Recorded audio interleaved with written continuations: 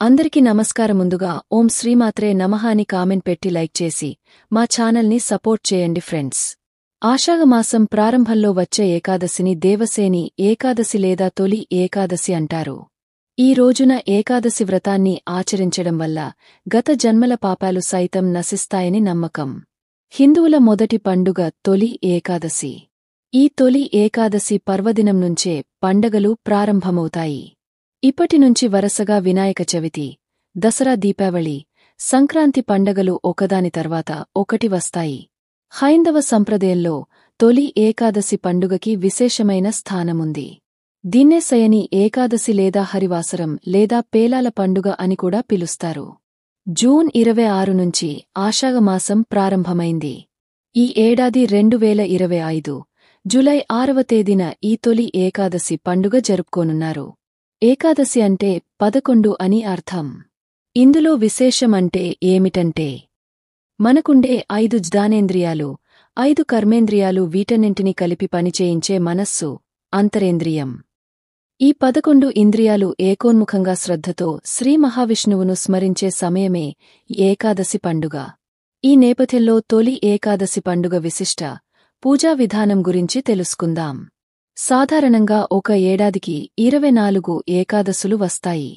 వీటిలో ఆషాఢశుద్ధ ఏకాదశి నాడు వచ్చే ఏకాదశిని తొలి ఏకాదశిగా పిలుస్తారు.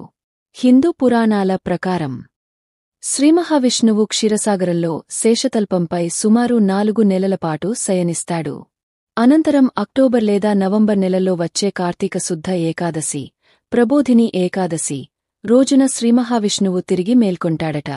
శ్రీ మహావిష్ణువు నిద్రించే ఈ 4 నెలల్ని చాతుర్మాసాలుగా అభివర్ణిస్తారు.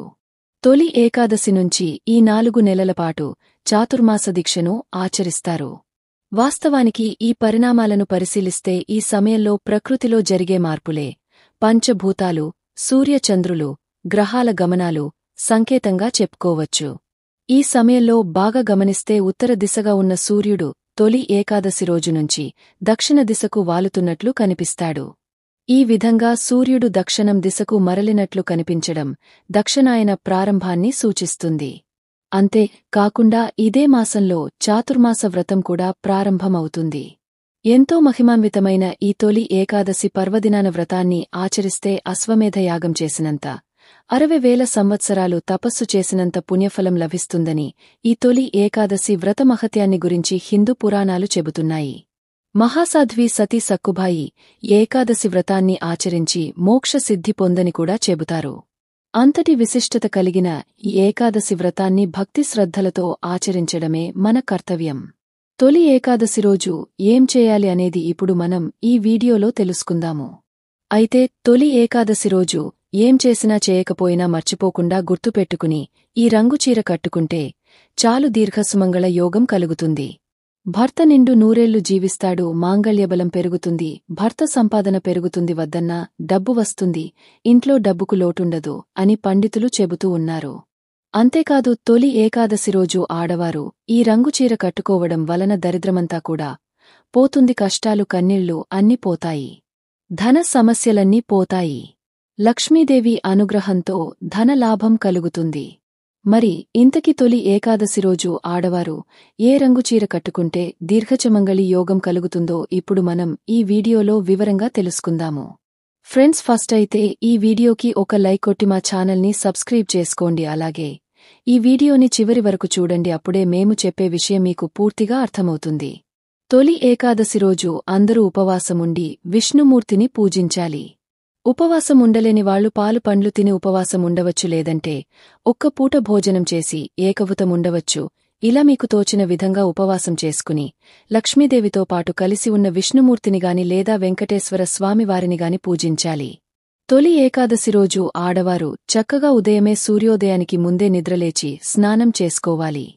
తలా స్నానం చేసుకున్న తర్వాత ఈ తొలి ఏకాదశి రోజు ప్రత్యేకంగా పసుపు రంగులో ఉండే దుస్తులను కాని లేదా ఎరటి రంగులో ఉండే దుస్తులను గాని లేదా ఈ 2 కలర్స్ కాంబినేషన్లో ఉండే దుస్తులను ధరిస్తే చాలా మంచిది. ఇలా తొలి ఏకాదశి రోజు పసుపు రంగు లేదా ఎరటి రంగు లేదా ఈ 2 రంగుల కలయికలో ఉన్న దుస్తులను ధరిస్తే లక్ష్మీనారాయణ అనుగ్రహం లభిస్తుంది, దీర్ఘ సుమంగళి యోగం సిద్ధిస్తుంది, భర్త ఆయుష్షు కూడా పెరుగుతుంది, మాంగళ్యబలం పెరుగుతుంది, ఐశ్వర్యం కూడా వృద్ధి చెందుతుంది. కనుక తొలి ఏకాదశి రోజు ఆడవారందరూ కూడా పసుపు లేదా ఎరుపు రంగులో ఉండే దుస్తులను ధరించండి. ఆడవారమే కాదు, మగవారు, చిన్నపిల్లలు, పెద్ద వయస్సుగలవారు అందరూ కూడా ఈ రంగు దుస్తులు ధరిస్తే లక్ష్మీనారాయణ అనుగ్రహం లభిస్తుంది. ఇక ఆడవారు ఈరోజు ఏ రంగు గాజులు వేసుకోవాలంటే పసుపు, ఎరుపు, అంకుపచ్చ ఈ 3 రంగులలో ఏ రంగు గాజులు వేసుకున్నా మంచిదే, లక్ష్మీదేవి అనుగ్రహం సిద్ధిస్తుంది. అలాగే ఈరోజు జడలో కూడా పసుపు రంగు పూలు పెట్టుకుంటే మంచిది. ముఖ్య విషయమేమిటంటే తొలి ఏకాదశి రోజు ఎట్టి పరిస్థితుల్లోనూ ఎవరు కూడా నలుపు రంగు దుస్తులు, నీలం రంగు దుస్తులు, నలుపు, నీలం, ఊదా రంగు గాజులు అస్సలు ధరించకూడదు, బట్టలు కూడా ధరించకూడదు. కాదని ధరిస్తే దరిద్ర దేవత అనుగ్రహం కలుగుతుంది.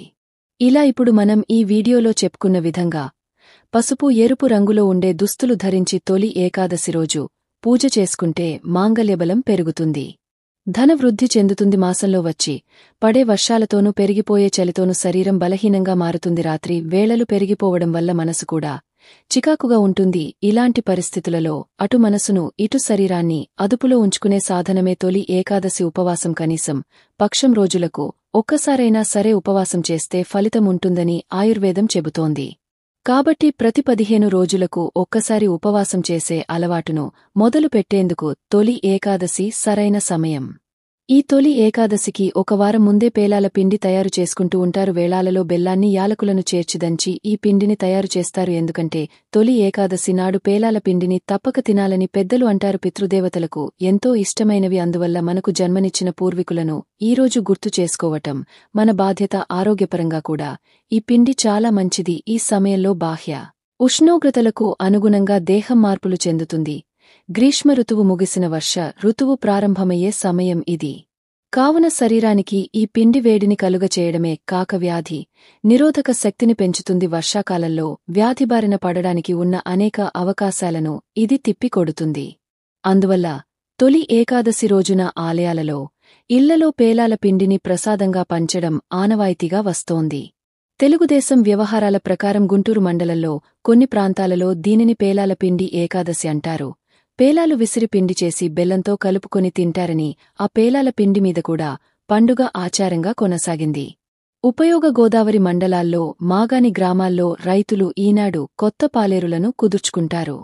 ఆ ప్రాంతంలో వాళ్లకు తొలి ఏకాదశి దానికి ముందు దినాలు ఆటవిడుపు సమయాలు. తొలి ఏకాదశి నాడు కొత్త పాలేరులకు కొత్త బట్టలు, కొత్త కార్లు ఇచ్చి పిండి వంటలతో భోజనాలు పెట్టడం కూడా ఆచారంగా ఉన్నట్లుగా కొన్ని గ్రంథాలు పేర్కొన్నాయి. పేరు ముందా ఏకాదశి ముందా అని నెల్లూరు జిల్లాలో ఒక సామెత కూడా ఉంది. ఆషాఢం నుండి మేఘోదయం అగుచుండుట చేత ఏరువాక పనుల ప్రారంభించేవారు సామాన్యంగా ఆషాఢ శుక్ల ఏకాదశి వరకు నీటి వనరులలో కొత్తనీరు రావడం కద్దు. అందుచేత ఏరు ఏకాదశి పందెము వేసుకుని నేను ముందా నువ్వు ముందా అనే పోటీ పడతాయని అలంకార యుక్తి ఒక సామెతగా వాడుకలో ఉంది.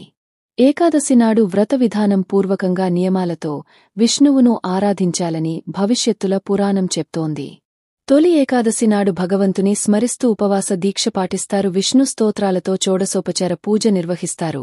ఏకాదశి నాడు పిప్పల వృక్షం ప్రదక్షిణలు, దేవాలయాలలో దీపారాధనలు, ఆచరణలో ప్రధానాలు. ద్వాదశి నాడు అన్నార్తులకు భోజనం పెట్టి ఆపై లక్ష్మీనారాయణ పూజించే తీర్థప్రసాదాలను స్వీకరించి ఏకాదశి వ్రత దీక్షను విరమించాలని పురాణాలు చెబుతున్నాయి.